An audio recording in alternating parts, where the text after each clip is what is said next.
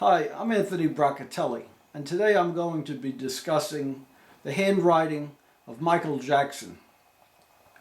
Now, one of the things I look at when I examine a handwriting are the individualizing characteristics.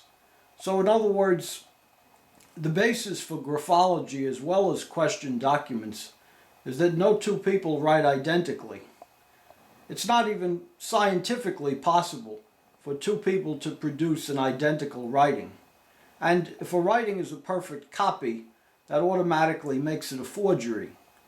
So when I look at handwriting, the first thing I do is I look at the gestalt. Now the gestalt refers to the overall picture. Now, in the English language, there is no exact translation of this word.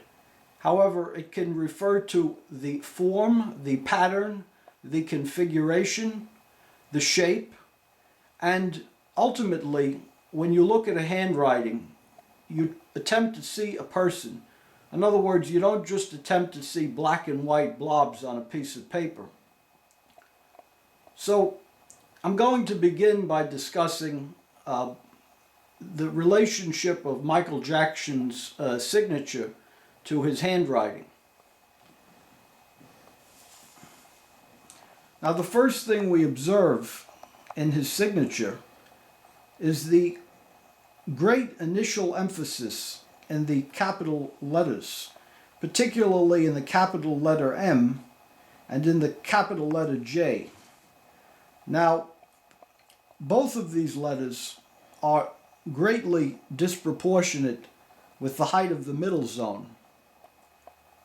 Now, the middle zone refers to the short letters. In other words, the letters such as the A, the I, the O don't extend beyond an imaginary space. So let us go with the symbolism of Max Pulver, the great Swiss graphologist.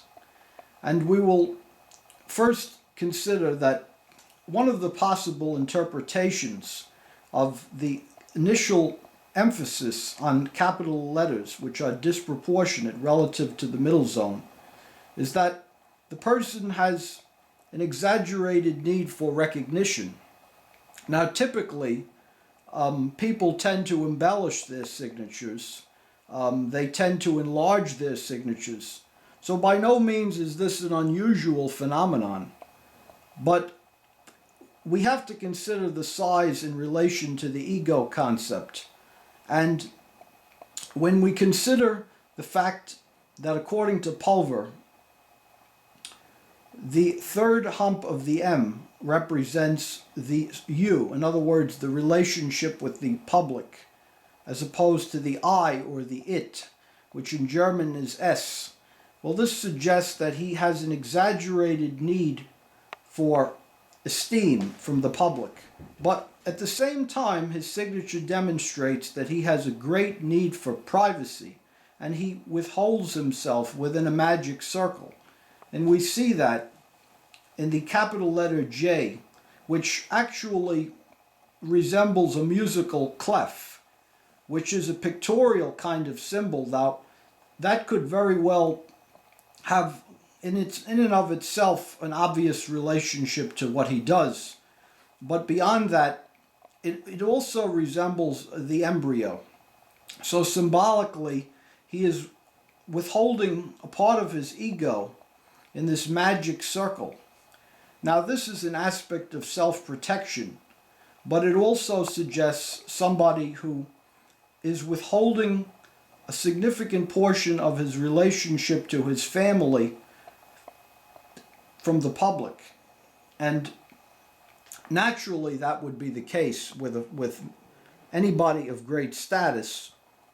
And one of the things we would find is that he tries to end with a very, very pronounced gesture. This is an obvious self-conscious upward movement which resembles a fanfare in the N, the Jackson. When he ends with the letter N, he comes down very sharply, and he actually goes up into the upper zone when clearly that letter does not traditionally extend into that zone. And so thereby he is asserting himself. He's saying, here I am. It's a kind of gesture that a performer makes after a performance, and he ends with a kind of spark. So that is also a very self-conscious representational feature of the writing.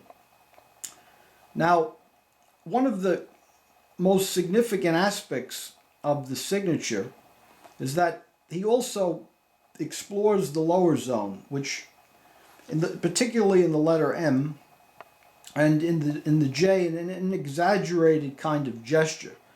So it shows that somebody who is probing for roots, probing the unconscious, and this in turn becomes actually almost a kind of antenna. He's extracting energies from the unconscious. Now, I will begin to discuss other aspects of the writing. Particularly, one of the things we see about this writing, and this is actually the overall light build or dominant holistic impression, is that this writing strongly emphasizes the anima, which according to Carl Jung represents the unconscious feminine portion of the psyche. Now, what would tell us that this writing demonstrates a strong anima? Well, there isn't one particular characteristic that would tell us that.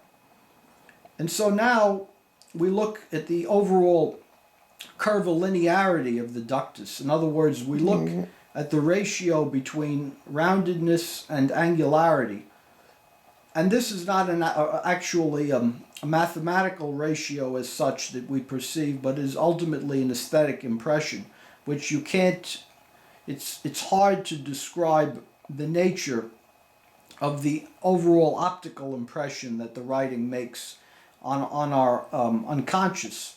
But one of the things that we observe is that the writing employs predominantly a garland connection, and it's predominantly rounded, even though it has elements of linearity. So this suggests somebody who is a very kind person, a very graceful person, somebody who, because of the use of the garland, one of the possible interpretations is this is somebody who had many almost motherly qualities, that was very loving and very feeling. And aside from what we know about Michael Jackson's life, we would be able to establish this just from looking at the handwriting itself, because the writing actually shows a kind of inner grace, and the rhythm is pretty good. I've seen some handwritings that he has produced that are a lot more rigid looking than this writing. This is only, albeit a photocopy, and this is not an original writing. Now, that in and of itself, I have to say that when you're looking at a photocopy, one of the great disadvantages is that you can't actually determine the quality of the stroke, the shading, the pressure, and so you will not be able to achieve the same level of accuracy. But for the sake of this short tutorial, I just wish to discuss the fact that his writing does actually, in real life, demonstrate a kind of vital pastosity. And what that refers to is the fact that the stroke has a juiciness to it. Now, that means that the writing is not thin and emaciated in appearance, but it shows someone who lives strongly in their senses. Now, being a musician, one would naturally have to be in contact with the source of one's own unconscious. And one of the characteristics of anima writers is that they are strongly in contact with their feelings. They're strongly in contact with their dreams, their fantasies. And because of this curiosity with exploring the unconscious, they're capable of a high level of sublimation. Now, actually, when you look at this writing, there are some signs of inhibition in the writing, in spite of the fact that it is predominantly expressive in quality. But we see, for instance, the interlinear interference. In other words, when he comes down from the lower zone into the next line, that represents a kind of weakening of the space picture.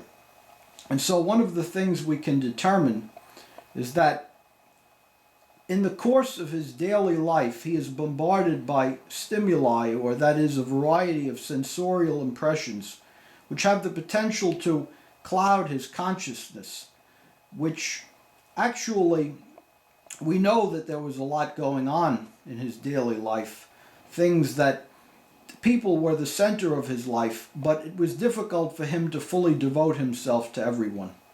So one of the things we see is the irregular degree of connectedness in the middle zone. In other words, sometimes he connects his letters and sometimes he doesn't. And this is not done in a consistent manner. Another individualizing characteristic of this writing is the fact that he makes the capital letter I in two different ways. We see it here as a block printed letter, and we see it here as in a different form. So one of the possible interpretations, when you see the capital letter I made in two different ways, that shows that the person has a kind of division in their personal identity. In other words, they may actually have multiple egos, or there is a kind of, say, a duality in their self-concept, and that can create conflict. Now, indeed, this is not the only form of ambivalence in this writing, and in fact, the ambivalence for Pulver and for many other graphologists was a concept that was utterly central to creativity. So when we look at this writing, we actually do get a very positive impression in the sense that he represented the kind of what Jung would call the pueris aeternus. In other words, he was the eternal Peter Pan. He was a boy who never grew up in some sense, but that was simultaneously the source of his great creativity. So when we see the writing, we first look at the overall developmental level. In other words, what is the relationship of his intellectual development to his emotional development? What we find is that he was actually polarized between his emotions and his conscious mental functions. The fact that he was pulled down into the depths of the lower zone in an excessive manner suggested that he was prone to a kind of indulgence in excess and hedonism. But at the same time, we see that this is somebody who possesses a high level of awareness. And we see that in the clarity of certain letters, the simplification, in other words, the lack of embellishment. He was capable of seeing things from a distance, but at the same time he lived so much in his own magical world, his own magical space. And we see that primarily again in the embryonic symbolism of the signature, which sometimes this signature, this kind of inner circle, is it represents a walling off from the environment, and it can sometimes, it has been related, say, to like paranoid elements in the personality.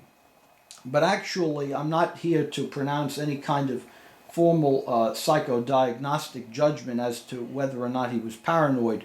I'm simply going to say that he had a very private side to his personality, and that in spite of his urge towards recognition, which I discussed earlier, in particular when I was talking about the capital letters of his writing, and also the size of his writing overall, we see that there are nevertheless instances where you find the polarity again between the conscious and the unconscious. And there, for instance, you have the alteration between lowercase letters and capital letters. In other words, you may find capital letters in the middle zone where they don't belong.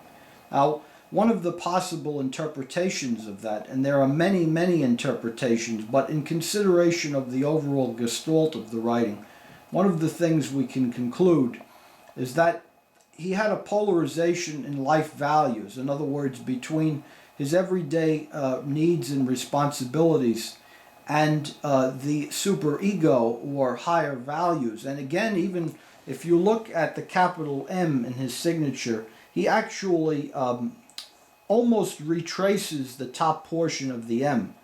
And it actually makes a small loop. You can't really see it that well because this is a photocopy. But what that reveals is that he had unusual beliefs. He could be very assertive, very passionate about his own ideational convictions, almost to the point where this is, you could say, well, this is a dogmatic individual. But actually, it goes beyond that, because he goes from the height of the mind, sort of the space, the superpersonal realm, according to Pulver, into the depths of the id, the lower zone of the writing. So then we see that ultimately he tried to create a kind of bridge between the two. But if you look at the letter L in love, he actually, not only does he exaggerate the movement to the left, but he does not actually cross through the letter. And what that suggests is that this is a person who had a wealth of feelings which he could not always bring to the surface. They remained suspended in a kind of limbo.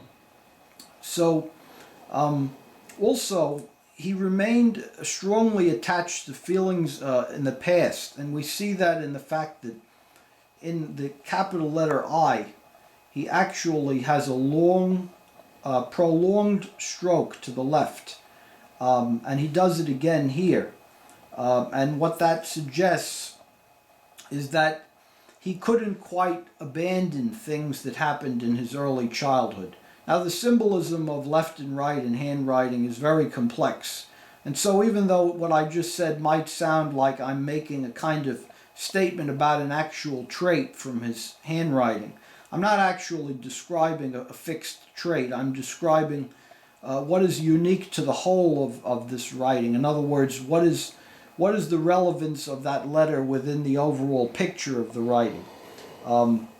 So again, I will conclude this video with the statement that when you look at a handwriting, you have to find the individualizing characteristics.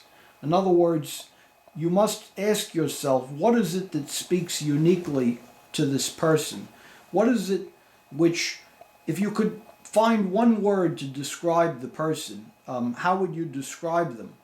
In this case, I would have to say that it would be difficult to describe this writer in one word, but there's something magical about his writing, and I think that's tied to its childlike quality, its gracefulness, its sensitivity, and ultimately the strong anima. So when I look at the writing, I see a little boy, and when I see that little boy, I see, on the one hand, the ambivalence, the conflict between mother and father, but at the same time, I see this as being the actual basis for his creativity, that he had to successfully emerge from this life struggle with a kind of heightened consciousness and broad vision, which again we see in the great originality of the signature, particularly how he integrates the L and Michael into the Jackson in a kind of broad sweeping musical gesture. So thank you for taking an interest in Michael Jackson's handwriting, and it has been my delight today to discuss him. Thank you.